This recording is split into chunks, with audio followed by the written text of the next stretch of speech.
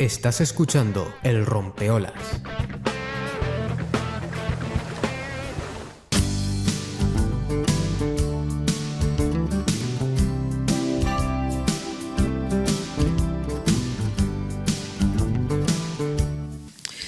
Bueno, pues muy bien, estamos ya en la recta final del programa y lo hacemos con Carlos Soler. Ya es habitual, casi que con nosotros, como siempre, hablando de muchos temas interesantes, sobre todo del agua, ¿no? Recuerdo algún programa que hicimos del agua en Canarias en general, luego estuvimos hablando la semana pasada también, o la otra, no recuerdo, de tema de Corona del Viento, de Chirasoria, de las nuevas fórmulas y tal, con las energías limpias y alternativas, y hoy pues habíamos elegido un tema súper interesante, la Fuente Santa de la isla de La Palma, y que tiene una historia súper bonita, ya la verán, ya la escucharán. Carlos, buenos días.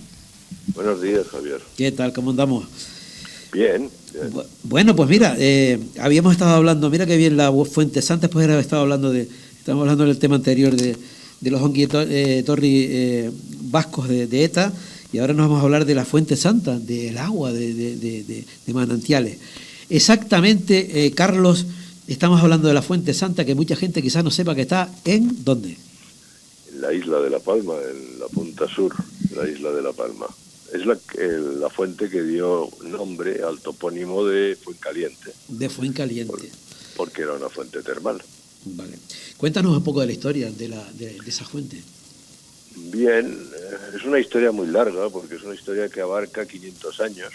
Empieza en 1497, en la que los españoles, al conquistar con Alonso Fernández de Lugo, conquistan la isla, se dan cuenta de que existía un manantial termal que los benaoritas, los guanches de La Palma, para que nos entiendan, le llamaban Tagrajito, que significaba agua caliente. Y así se quedó ese nombre para marcar toda la punta sur de la isla de La Palma. Era un manantial que nacía al pie de un acantilado, en una playa de Callaos, una playa en la que había dos charcas que se llenaban y se vaciaban con la marea.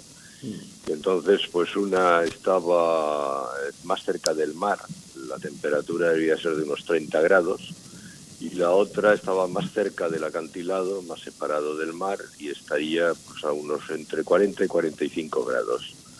Cuando los españoles las conocieron, les dieron el nombre de la charca de San Blas y la charca de San Lorenzo, porque debido a los tratamientos que se hacían ahí. Había una familia benaoritas que se dedicaba a hacer los tratamientos en función de las enfermedades, en función de las mareas, y en función también distribuía a toda la gente que había ahí.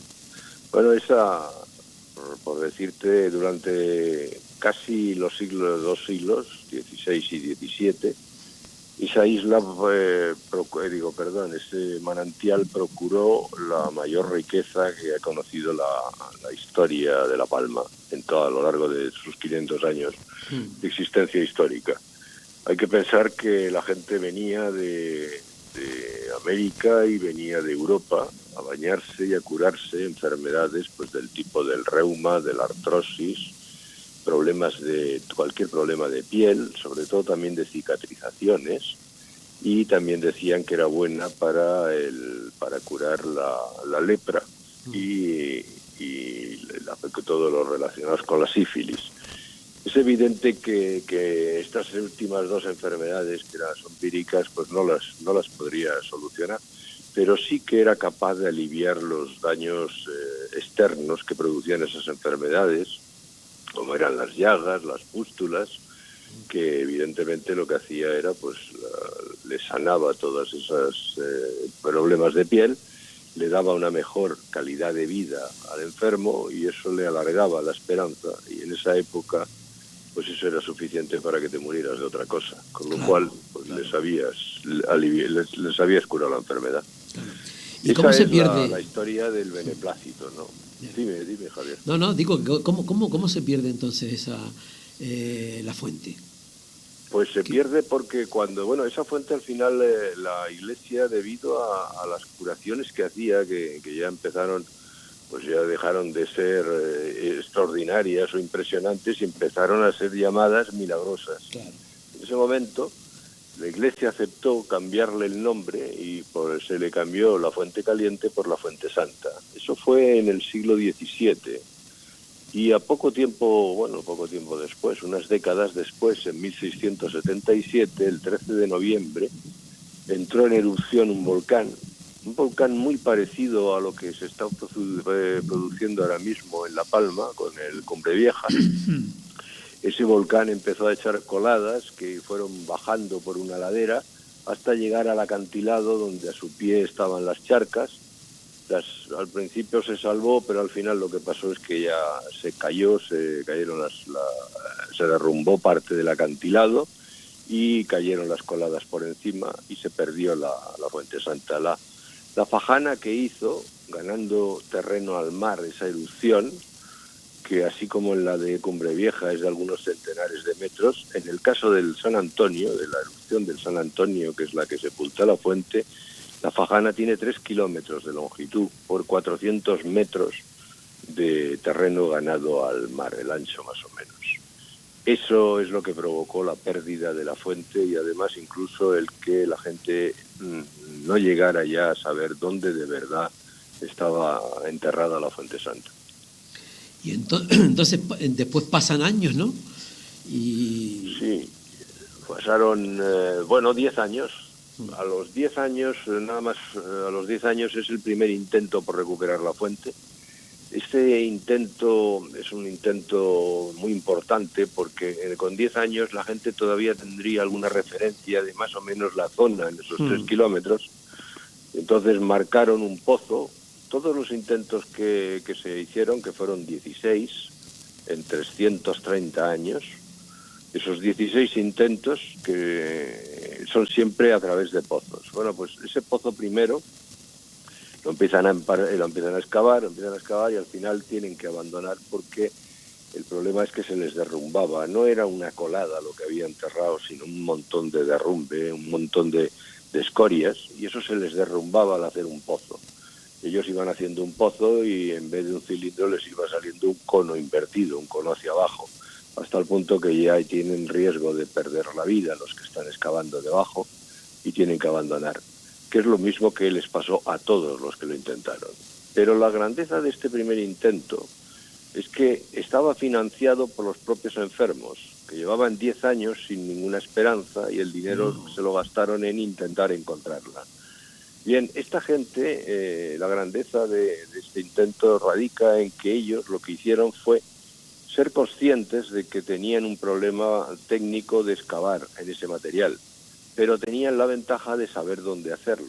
Entonces, suponiendo que los que le vinieran detrás de ellos intentaran encontrar la fuente, lo que hicieron fue dejar una señal para que los que vinieran detrás supieran dónde excavar. Claro. Esa señal decían algunos que fue una gran cruz de piedra y otros en cambio decían que no, que era una excavación alargada que marcaba la dirección en la que había que excavar.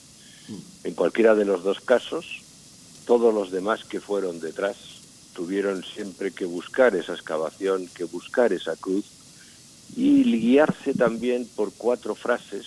Había 4 frases que marcaban y que les decían cómo había que interpretarlas para marcar ese emplazamiento. Evidentemente, como se trata de un pozo, había que marcarlo justo en la vertical de donde estaba enterrada la fuente. Claro. Esas 4 frases eran, la primera era que el agua salía tan cerca del mar que en pleamar la mar la cubría. La segunda decía que el agua salía tan caliente que puestas unas lapas al punto se desconchaban. La tercera es que el agua brotaba al pie de un elevado risco de color plomizo. Y la cuarta era que el agua nacía en un terreno de tan blanda naturaleza que con una lanza fácilmente se le hacían regatones. Esas 4 frases. Ya. Más, esos 4 puntos, sí. Sí, que son como 4 piezas de puzzle, claro. ¿No? Más buscar la cruz en un mal país, muy difícil de transitar, o la excavación alargada, más luego una serie de planos que había, que la gente guardaba en la isla, planos de dónde se encontraba enterrada la Fuente Santa. Todo eso es lo que marcó todos los 16 intentos por encontrar la fuente. Pero hay que hablar que hubo gente que intentó encontrarla de prestigio, no solo canario o a nivel nacional, sino también internacional, como por ejemplo Leopoldo von Buch, uno de los grandes padres de la geología moderna de 1830. Este hombre vino a La Palma a buscar la fuente, o geólogos como Lucas Fernández Navarro, quizás el mejor geólogo que ha tenido España, también estuvo buscándolo, o decía canarios importantes desde el punto de vista político, como Manuel Díaz Hernández, que en 1800 le llamaban todavía el cura masón, o Luciano Hernández Armas, o sacerdotes como Juan de Paz. Eran gente que intentó por todos los medios encontrar. Carlos, es que me das que pensar porque realmente mira tú ese puzzle que tú estás comentando, porque tampoco están, porque mira, te está diciendo el primero que la pleamar, que estaba casi que la pleamar, lo de la cruz, sí. Lo de, ¿sabes? Está como tampoco, había como 4 o 5 puntos básicos que aparentemente no sería tan difícil, da la impresión, ¿no? Bueno, era difícil porque era buscar un manantial termal al nivel del mar que despegara Lapas, o sea, que tuviera más de 40 grados de temperatura y en un tramo de 3 kilómetros de largo por 400 metros de ancho. Esa era la dificultad, encontrarlo excavando en un material que se caía completamente. Un material muy, muy difícil de sujetar. Esa era la dificultad. Sí. Pero la verdad es que la cuestión es que no fue por dejarlo de intentar, porque si te fijas, 16 intentos son 16 generaciones. Claro. Y 16 generaciones son las que nos separan desde 1677. O sea, todos los palmeros, todas las generaciones de palmeros han buscado la Fuente Santa. Es tremendo eso, ¿eh? Eso es lo que ha mantenido viva la llama, porque también hay lo que ha sido muy importante en esta historia han sido los escritos que se han hecho. Por ejemplo, el de Robert Hooke. Robert Hooke era el gran enemigo de Isaac Newton, al que Newton destrozó completamente porque lo arruinó. Bien, este hombre escribió un relato en el que cuenta cómo la consternación de la isla de La Palma ante la imposibilidad de parar las coladas que van a enterrar la fuente, y al final decir que se ha perdido irremediablemente la fuente. Es que la fuente era muy conocida en toda Europa, toda Europa y América. Hay que pensar que La Palma era el punto intermedio entre Europa y América, y todos los barcos pasaban, por lo menos en el camino de ida pasaban muchos por La Palma y por Tenerife, eran los puertos más importantes en ese momento, y La Gomera. Entonces, entre esos tres se movía, pero si la gente iba a La Palma, era debido a esa importancia que tenía. Vamos, por eso vino el don Pedro Hurtado de Mendoza y también vino Álvar Núñez Cabeza de Vaca. Son gente que visitó la isla de La Palma por conocer la fuente del que tanto se hablaba en Europa, claro, de ella. Claro. Bueno, Carlos, y entonces, ¿cómo llegas, o cómo llegó, si el tiempo avanzó? Te lo digo porque me encanta la última parte que tenías también que contar, la parte tuya, y no quiero que se me quede atrás. ¿Cómo se pone en contacto contigo? ¿Cómo comienzan a esas ideas, principios de volver a recuperar la fuente? Sí, ¿cómo entramos nosotros en esa historia? Uh-huh. Pues entramos en esa historia cuando en 1995 que nos llamó el alcalde de Fuencaliente en ese momento, don Pedro Nolasco Pérez, que fue el último alcalde que buscó la fuente, y le cabe el orgullo de haber sido él el que la encontró, porque todos los alcaldes de Fuencaliente desde 1835 hasta ese momento, todos estuvieron siempre buscaron la fuente, porque era la riqueza del municipio y por extensión de la isla y de Canarias, ¿no? Sí. Bien, este hombre, en ese momento había unos suizos que estaban buscando la Fuente Santa. Y bueno, el último intento había sido en el año 80 de encontrar la fuente, o sea que estaba la cosa viva. Los suizos buscaban la fuente y en ese momento el alcalde pensó que, bueno, que ya que la buscaban unos suizos, ¿por qué no que la buscara la administración? Y entonces llamó a la Dirección General de Aguas. Yo en ese momento estaba de jefe de planificación, estudios e hidrología, y entonces me encargaron a mí que buscara la Fuente Santa, y así es como entramos allí, el equipo que yo dirigía, y entonces empezamos a conocer la historia, empezamos a buscarlo en los archivos, empezamos en Fuencaliente, No, en empezaste Mazo, en los a llanos, rebuscar Aridane. todo, ¿no? Sí, a buscar Claro, todo lo claro. que fuera, que nos dieran pistas, primero sobre lo que teníamos que buscar, o sea, cómo era la fuente y dónde estaba. Y luego también averiguar cómo la habían buscado. Todas esas dos cosas nos dieron primero una idea más o menos de por qué zona podía estar, acotar un poco esos 3 kilómetros. Y luego la otra cuestión era averiguar qué es lo que habían hecho los demás para no repetir los errores. Claro. Y eso nos vino muy bien, porque con la segunda parte, con ese saber de los errores de los demás, lo que hicimos fue cambiar la táctica completamente. No fuimos a buscarla en pozo, sino que fuimos trazando una galería. Esa manera nos permitía movernos mejor por debajo de tierra para ir buscando la fuente. Y por supuesto intentamos entender esas 4 frases. Yo ahora mismo os las acabo de decir de memoria, porque es que todavía las tengo metidas en la cabeza de tanto que me las he repetido. Sí. Y luego, pues, buscar por el Malpaís, la Cruz de Piedra. Hemos pasado horas y horas buscando, en ese erial de piedras, buscando una cruz de piedra o una excavación alargada en un sitio que está todo lleno de cosas que salen. ¿Y coincidió cosas que eso o no, se Carlos?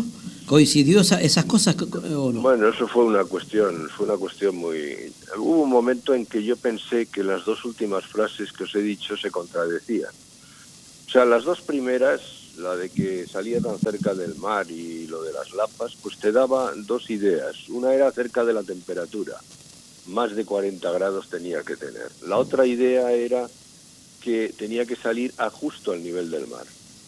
Bien, pero las otras 2, la de al pie de un risco de color plomizo, me dio la impresión de que eso tenía que ser un acantilado de color gris, luego basalto, un acantilado duro y rígido.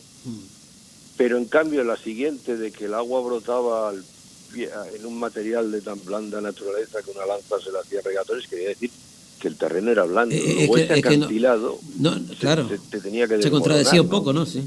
Claro, se contradecían. Y entonces yo, al ver que se contradecían, lo que hice fue desestimar las 2. Y desestimé por extensión, me quedé solo con las 2 primeras. Qué bueno, como una fórmula Esa matemática. fue mi equivocación. Carlos, como una fórmula matemática cuando decíamos este se va con el otro, ¿no? Sí, exactamente. Digo, estas 2 me las cargo porque no. Sí, Pero sí. eso fue mi error, porque fíjate que luego cuando encontramos la fuente, quien nos dijo que la habíamos encontrado fue precisamente las 4 frases. Porque cuando encontramos la fuente fue cuando lanzamos una galería, llegamos al acantilado antiguo, que estaba todo enterrado al nivel del mar, y entonces nos movimos al pie del acantilado, justo al nivel del mar, esperando interceptarla, la salida del agua. Y sin embargo, antes de llegar a interceptar nada, nos encontramos de golpe con que en el acantilado, a esa profundidad y enterrado, salía un dique volcánico de como 4 o 5 metros de espesor, enorme. Y claro, al ver ese dique fue cuando de golpe me di cuenta que habíamos encontrado la fuente. ¿Por qué? Porque todas las frases eran como piezas de puzzle que se movieron para unirse todas juntas y decirme que el agua la tenía justo debajo de los pies. ¿Por qué? Porque esas 2 cosas que yo que decía que se contradecían, la explicación era que el elevado risco de color plomizo no era el acantilado, era el dique. El dique, que al ser mucho más duro que el acantilado, sobresalía del dique, sobresalía del acantilado, era como si fuera un mascarón de proa. Ese era el risco de color plomizo que ellos decían. Y luego, ese material por donde brotaba el agua era la playa de Callaos, que estaba adosada al acantilado.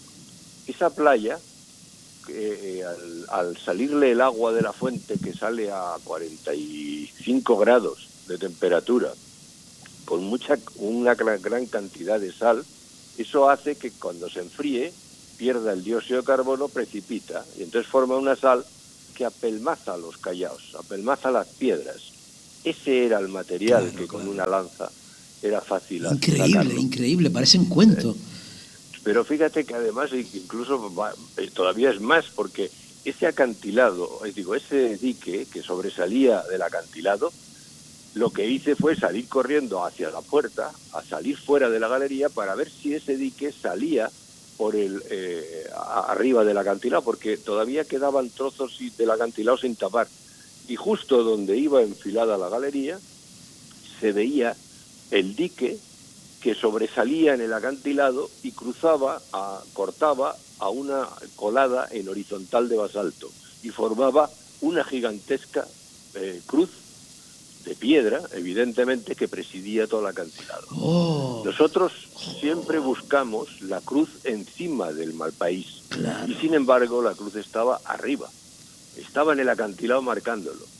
Pero Carlos, parece una aventura, parece como no sé cómo decirte, ¿sabes? Sí, es que fue tremendo, porque además, fíjate otra cosa, si ahora la excavación alargada, eso es lo que nos quedaba por entender, pero es que era muy fácil, porque si tú te subes arriba del acantilado, ese dique, que es el palo vertical de la cruz, si tú te pones ahí y empiezas a excavar abajo siguiendo el dique, cuando llegues al nivel del mar, lo que te encuentras es la Fuente Santa. Esa era la excavación alargada, era todo lo mismo. Claro. O sea, la excavación alargada y la cruz eran la misma cosa. Las dos cosas marcaban el emplazamiento. Me parece un cuento, me parece como un cuento, me parece, no sé muy bien, como una de esto que vas como al final, vas como encontrando la pieza, pones, hasta que al final coincide, ¿no? Sí. Tremendo. Bueno, por el camino nos hemos dejado... Claro. Yo he perforado 13 kilómetros de galerías en este archipiélago buscando agua, pero la verdad es que nunca he perforado 200 metros como los de esa galería, tan complicados. Fue tremendo. Había días que no pasábamos de 40 centímetros de longitud de galería. Teníamos que ir... De lo que perforaban. Todo un día, ¿cuánto? 40... Se caía.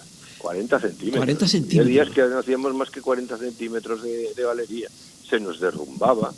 Teníamos que ir inyectando cemento, haciéndonos una especie de paraguas de hormigón por encima de la cabeza, de hormigón armado, y con eso conseguimos entrar. Además, desde el primer momento, nosotros estábamos convencidos de que íbamos a encontrar la fuente, porque si no, no nos embarcamos en esta historia, claro. Y entonces teníamos que irla haciéndola de tal manera que algún día sabíamos que la tendríamos que enseñar. Luego, por tanto, tenía que ser una galería visitable. Es que es maravilloso. Es que me da la impresión de que me estoy imaginando una expedición buscando un tesoro, ¿sabes? Parece la misma historia. Carlos, mira... Sí, es un tesoro. Sí. Mira, Carlos, como todavía da mucho más, porque el tiempo se nos fue, escuchar contigo es increíble, pero el tiempo vuela. Entonces yo te voy a empezar para otro día, porque todavía la fuente da mucho. Da mucha historia ahí que tienes que contar, y el futuro y todo eso lleva más tiempo. ¿Te parece si te llamo otro día? Porque ya hoy se nos acabó, ¿vale? Sí, tenemos que hablar de lo que ha pasado. Total. Me encanta como lo has explicado, porque pedagógicamente perfecto, ¿sabes? Y yo no me imaginaba que era tan bonita la historia, y da más. Así que como da más, vamos a darle otra pegada, como se dice aquí en el mundo de las galerías, ¿vale? Vale, de acuerdo. Venga, Carlos, un saludo, gracias. Igualmente a vosotros. Venga, chao. Bueno, qué interesante el tema de la Fuente Santa, que era la Fuente Caliente, pero claro, cuando ya entró la iglesia era la Fuente Santa de Fuencaliente, que da para más esa historia tan bonita que nos está contando Carlos Soler. Bueno, ¿qué les digo? Que se nos fue el tiempo.